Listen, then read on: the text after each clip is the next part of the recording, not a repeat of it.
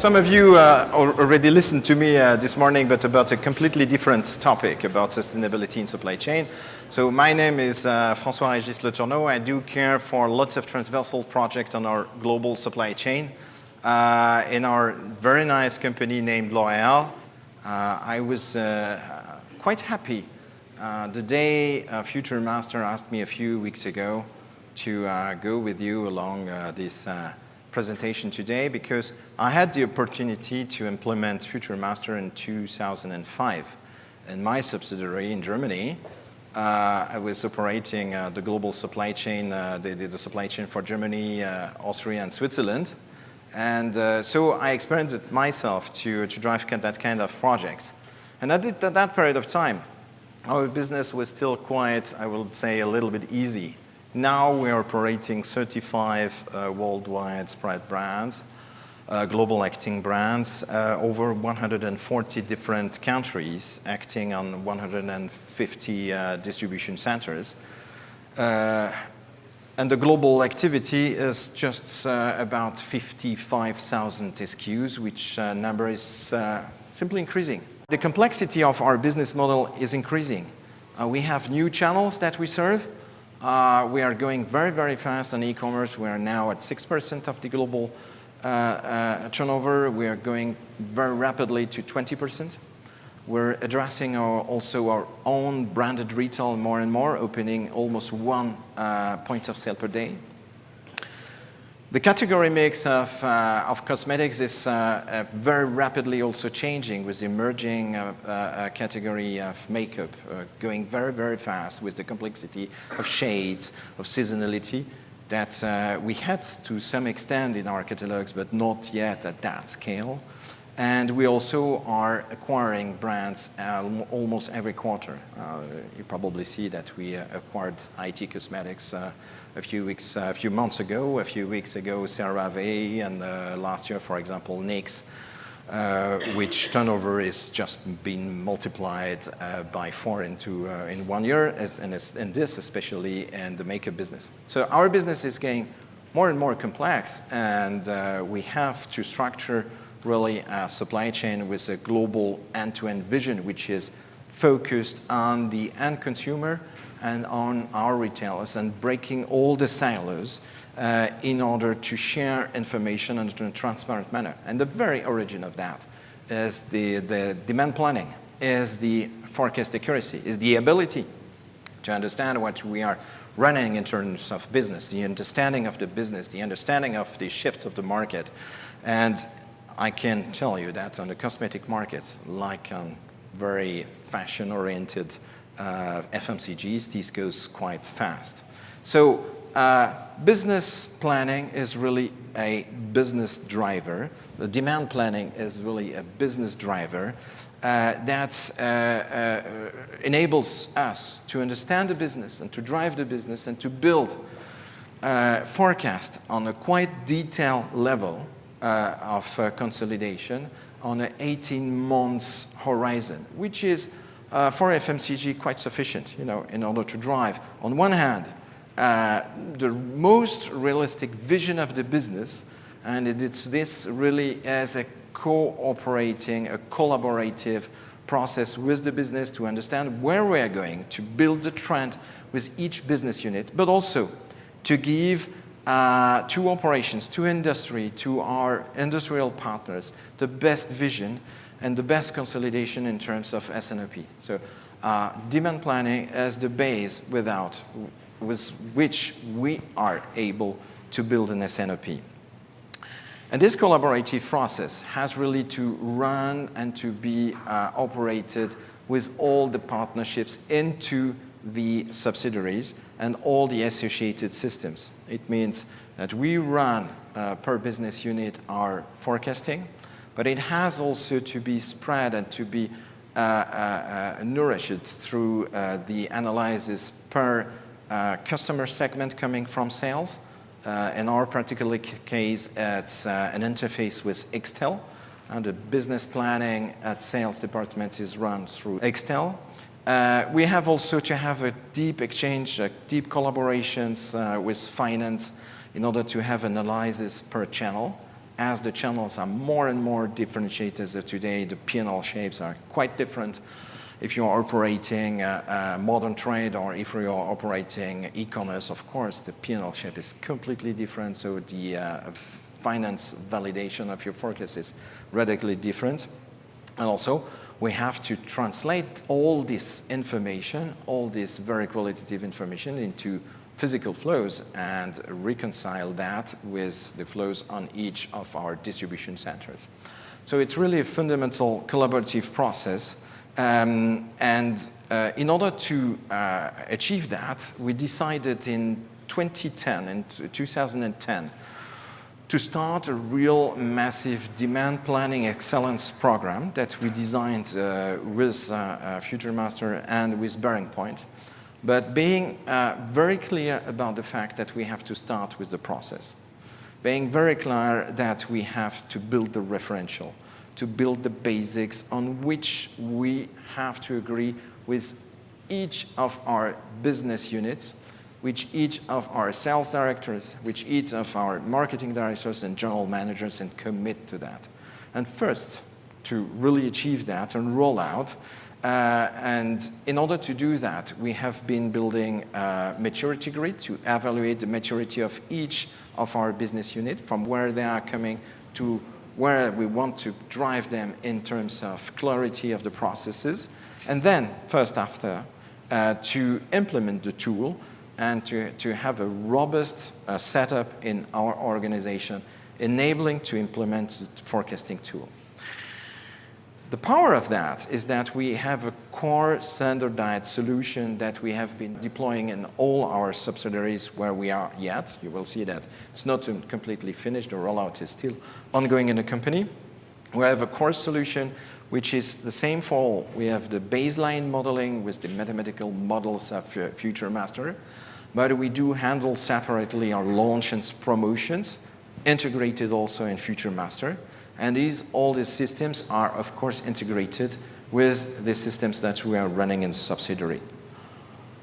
Of course, we do not apply to all the subsidiaries exactly the same model, because we are not running the same kind of businesses according to different regions of the world. The information that we have might be sell in or sell out, and of course we do not modelize the same way when we have the very valuable information of the sell out data out of the point of sales. And also we have different levels of aggregation and validation according to the business model that we are running. Some brands are run really on a very local level.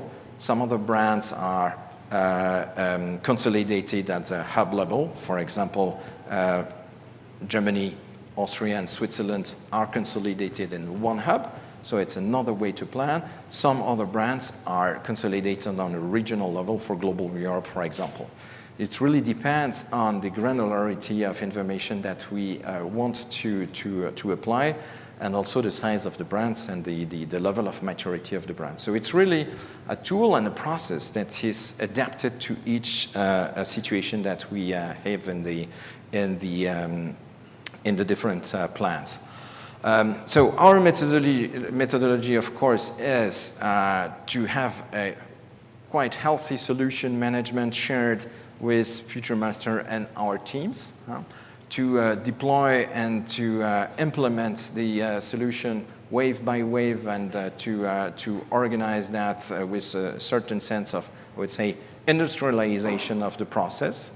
Second, it's to have a robust rollout organization where we do not steer each country for each and deploy single projects, but much more deploy according to what we named academies. So we group each time 4 to 5 countries together and really release a complete wave, which gives us the opportunity also to develop a certain level of community management to the regional demand planning and supply planning communities. I don't know if you experience that when you operate a global setup of subsidiaries. Very often very specifically for the demand planning and supply planning population, they feel quite alone. Their management is quite complex because they are spread out in lots of quite small business units.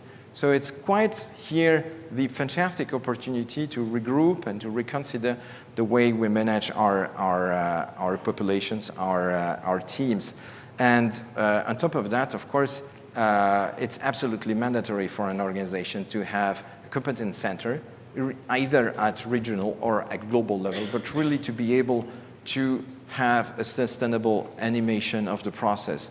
Because once you've trained people on the process, once you've trained people on the system, on the solution, it's absolutely mandatory to ensure to have a repeatable, a sustainable learning solution, because simply populations, teams in demand and supply planning are quite young teams. They're moving quite fast. If you come 3 years later, you have new actors, so you have to redo, to repeat, and to ensure the learning level of the teams. Well, as of today, you see we have quite a good coverage, quite a large coverage of our business with FutureMaster and the associated processes. We're not yet completely at 100%, simply because we have some countries in Eastern Europe and we have the US to complete. So it will end up roughly 2018 with almost 100% of the L'Oréal turnover covered. Nevertheless, it's 600 heavy user licenses, really to animate and to manage, and roughly 3,000 users across the world. So it's really a big rollout, big organization that brings fantastic results, because if we just look at, for example, this is here the Czech Republic example. The first phase you see before the rollout is the implementation of the process. So that's, I just repeat for the third time, it's really the mandatory and the essential point really to implement the process before the tool. You see the first improvement, the second improvement in terms of forecast accuracy coming afterwards, and in the second phase where you see that we will reach a good level of forecast accuracy, but that has to be worked on permanently, because organizations can regress. Organizations can fall back into old traps of old habits. So the result of that is, of course, that we increase the forecast accuracy massively. But I would dare to say there is no clue to increase the forecast accuracy for itself. What we target is much more the service. What we target is much more the reduction of inventories and E&Os. And coming back to the topic of this morning about sustainability, also when your forecasting accuracy goes up, of course, these are air transportation and last-minute transportation and optimizing of flows that you can optimize along the whole supply chain. And I can tell you that this Czech Republic results are quite interesting. I experienced myself also between 2005 and 2007 in Germany, a rapid increase of service, a clear impact on our customers, in the relationship of our customers, and also a totally different setup of our inventories with a massive reduction of excess and obsolete. That's all for me today. I hope it was clear for you. And hand over for a few words about FutureMaster. Thank you, François-Régis, for your presentation.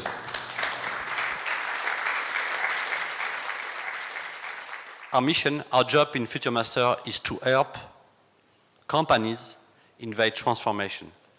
As you can see, we work in L'Oréal for now. We started with L'Oréal in 2003. And after in 2005, when François-Régis was in Germany. So 14 years ago.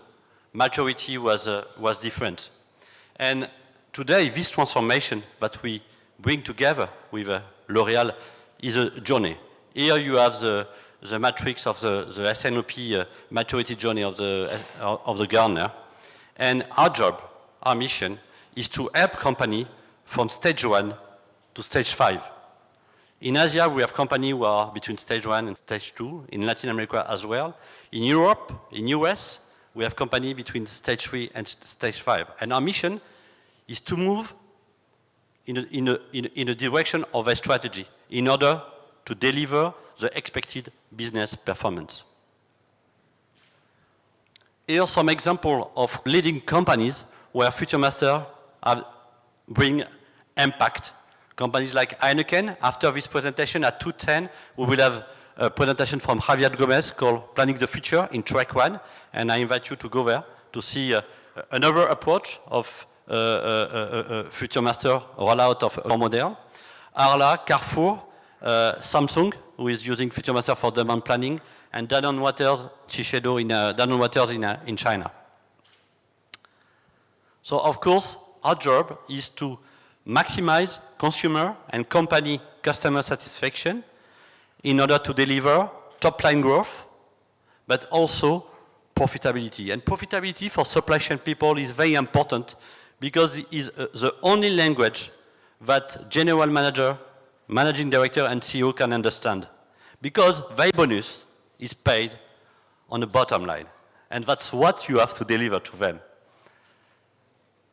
And finally, FutureMaster is 500 customers, 10,000 users, 3,000 only for L'Oréal, deployed in more than 90 countries in the world, and we have 9 offices in all the continents, and we have been created in 1994.